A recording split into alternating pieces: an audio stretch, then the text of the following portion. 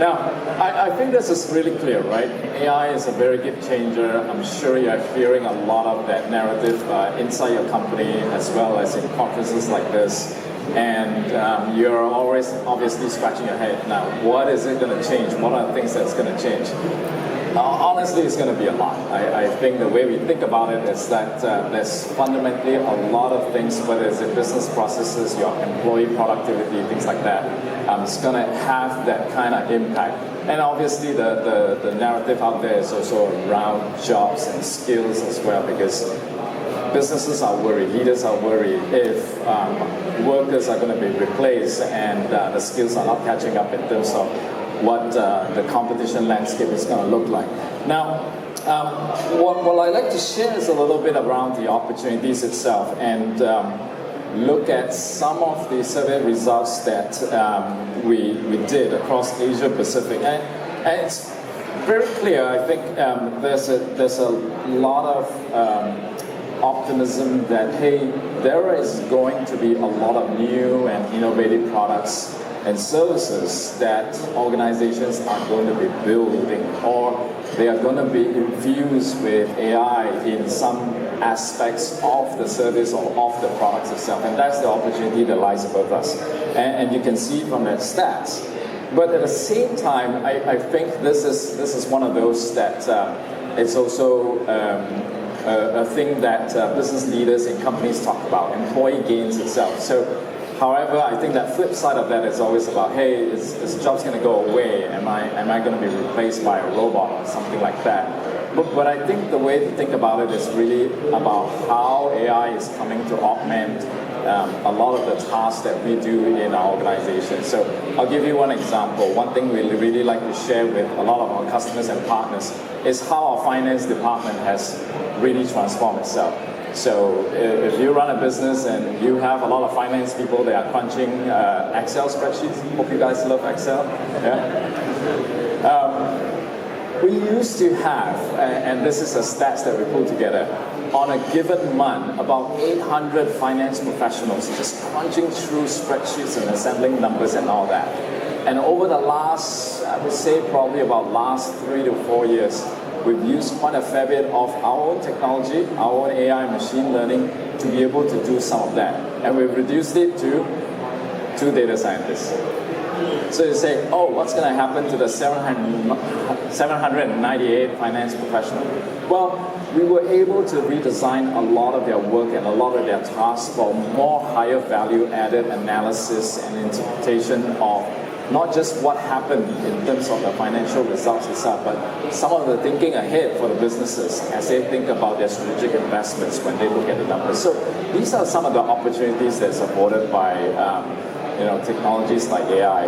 Now, obviously, I think I'm not really showing something that is earth-shattering. I think the way to think about this is that there is a lot of potential that AI can help you to achieve a lot more competitive edge in terms of not just your new products and services, but also the kind of changes that you want to bring about in your market or your employee tasks, things like that.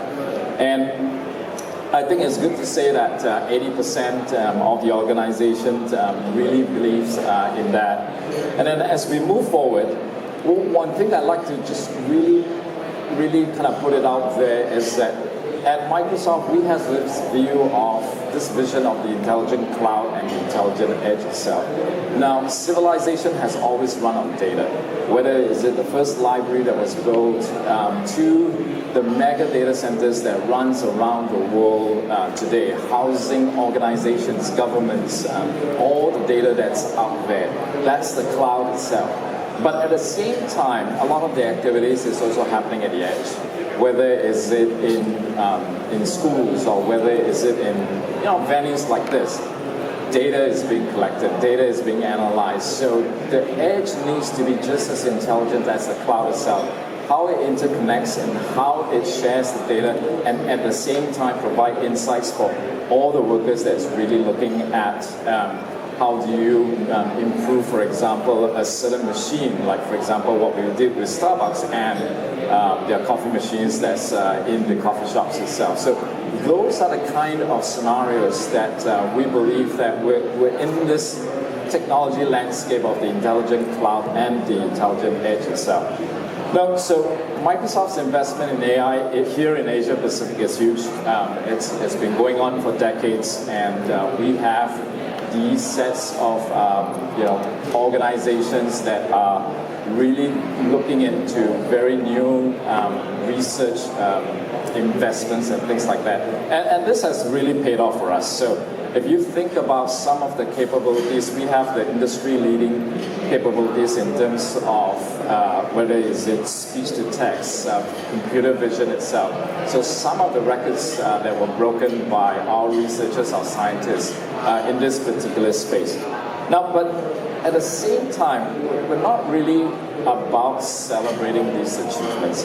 I think the thing is that you come to conferences like this is really thinking about what the impact of intelligent technologies like AI, machine learning, deep learning, reinforcement learning, all that kind of capabilities brings to society itself, and the impact that it can have with organizations that you run and societies that we live in. What's the impact itself? What are the discussions that we really need to have? What about regulations and policies, things like that? Those are important discussions that we at Microsoft are really trying to advance in the various countries and communities that we live in. Now, let's go back to the studies a little bit around the drivers to adopt AI. So I think here's a little bit of a sobering data point that we gathered from this, and it's I guess it's kind of like everybody is trying to figure out how to do this, and there is not, say, one sure way to be able to, hey, okay, we're just going to be an AI company, and tomorrow, bang, we start to go there.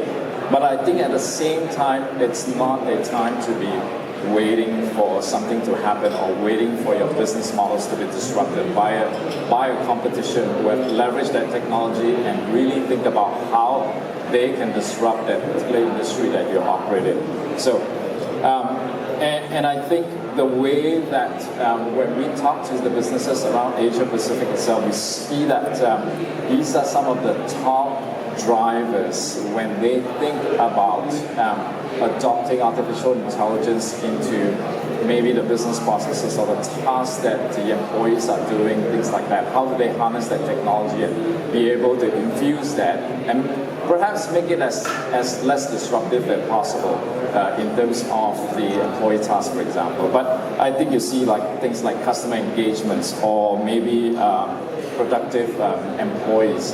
These are some of the drivers that was clearly came out in our survey itself. Now, at Microsoft, we have been pushing this notion around tech intensity. I think this whole narrative around digital skilling and digital transformation itself, I think one thing we really want to put out there is this whole notion around how rapidly are you adopting technology in your business. At the same time, how are you building up the capabilities of your resources, but also in an environment of trust and security. And what I mean by that is really that it's around the mission of your company and also at the same time the business models that you bring to your customers and partners as well, and the kind of trust that you bring to the technology that you build and ship to your customers and partners. And at Microsoft, this is a very, very important tenet of our being, whether is it our mission or the business models. At the end of the day, we're a tools and platform company, right? You have probably read in the press about the transformation that has gone on in the company over the last 5 years under our new CEO, Satya Nadella. And really, when we reach back into the core genesis of Microsoft itself, we are a tools and platform company. That's what we do. We build tools and platforms so that it empowers every organization and every person to be able to achieve more. And at the same time, how do we build the trust and security into the technology itself? I encourage you to go up to our website, microsoft.com/trust, and take a look at how we are addressing issues around security, privacy, compliance, all of that when we think about technology and trust in that same frame of mind. Now, back to the survey itself. This is the readiness aspect within Asia Pacific, and there's a Singapore lens to it. So I'm glad I'm doing this. So let me just click through the build. But in that sense, this is kind of like the model that we look at. And when we start to look at how we are thinking about, or how the survey results are coming through in terms of Asia Pacific versus Singapore, I think you can see that from an investments perspective, Singapore scores very well.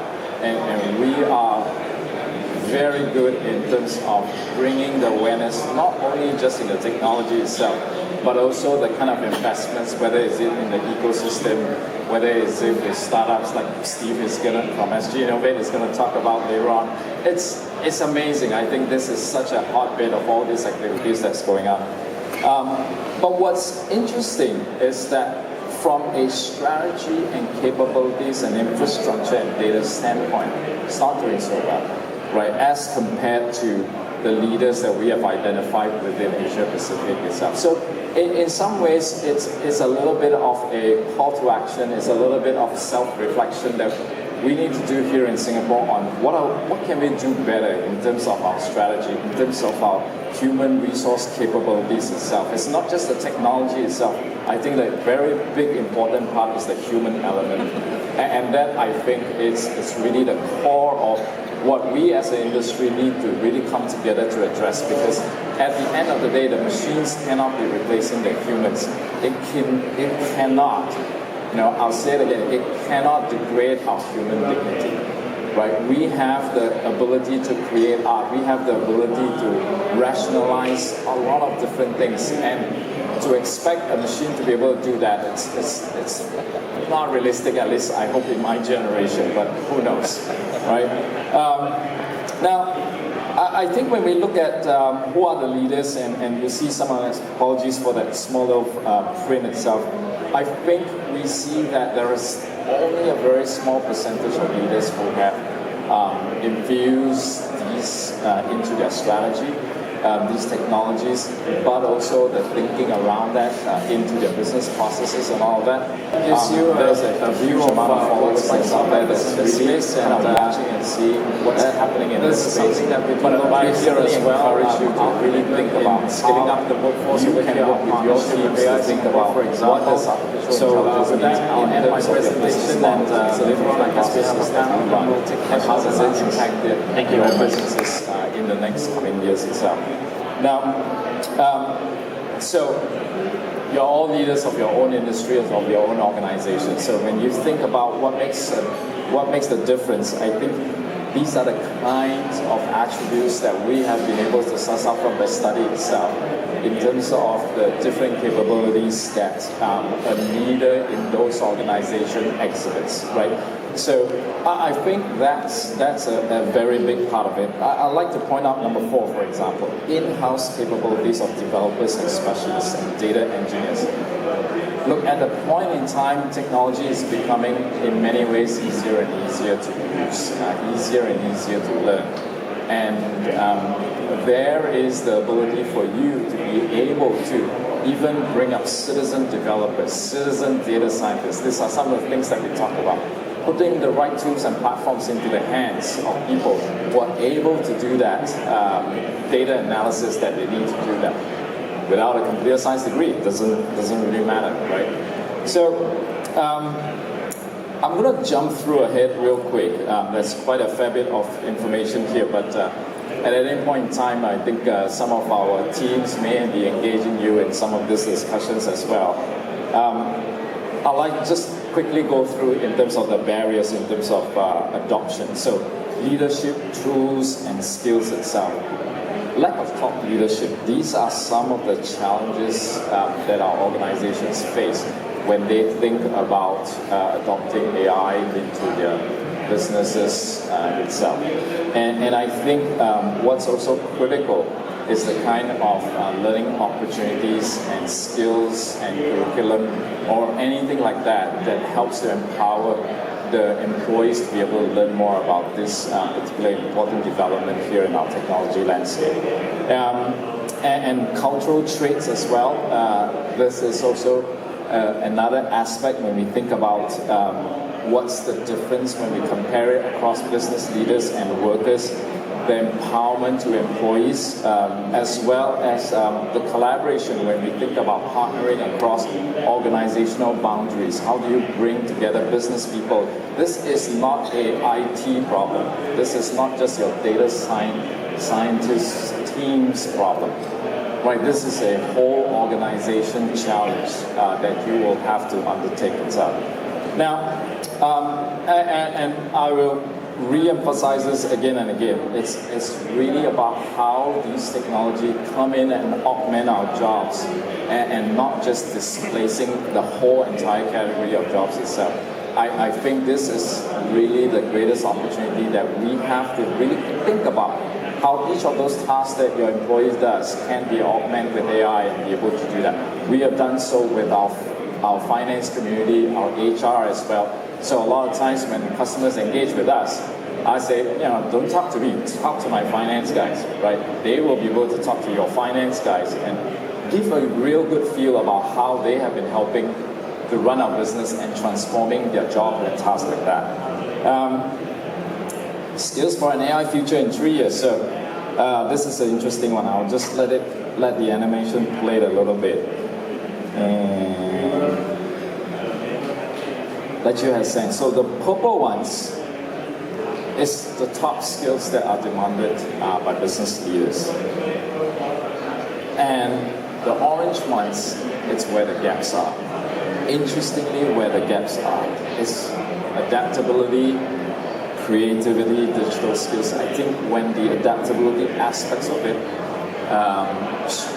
came up so strong, it was kind of like that aha moment where everybody thinks about, oh my gosh, we have to be learning at every single stage of our career. For me as well, right? I have my kids teaching me about some of the stuff that they do, and it's amazing what teenagers are doing these days with these kind of technology. We have a generation of employees that was born when the internet was ready. We now have a generations of kids that was born when AI is ready. And they are just going to be very, very used to infusing AI in the way they handle their homework and stuff like that. So I think that's something for us to learn from them as well when we think about how we will be running our businesses. Now, in terms of demand and supplies of skills, I'll let the slide go down a little bit. It's kind of like the same thing, red or brown, that's where the demand is outstripping the supply in terms of the kind of skills that's needed. And then whether is it, same thing, creativity and adaptability. So it's kind of homing and around the same areas, if you will. So I think it's good reflections for all of us when we go back to our organizations to have that conversations about what were we doing to address this. And this is something that at Microsoft we do a lot to support the industry as well. I'll show you some examples later on, but this is the kind of good news and bad news aspect of this slide itself. There is that willingness to invest. However, I think it's that plans that needs to be put together. So it's not going to be an easy plan. It takes time for us to figure out what's appropriate for your business, what's appropriate for your industry, and what are some of the things that needs to be pushed and tried. And then maybe fail a little bit, but then you restart again and say, okay, maybe we can take it in another direction when we look at some of these plans. Now, again, key challenges of reskilling and retraining. Not having enough time, business leaders. I know that's always a common complaint, right? Not enough time. Sorry, that's an excuse. Nobody should use that excuse. You have enough time to do a lot of things. It's all in the frame of mind. And one of the things is that it's so critical to your business survival, you have to put time to think about this. And then last but not least, I think when we ask about who's responsible, I think it's very clear. The organization that you live in, that you work for, is responsible for putting some of these plans together. So I think it's very clear from our survey results that this is what we saw.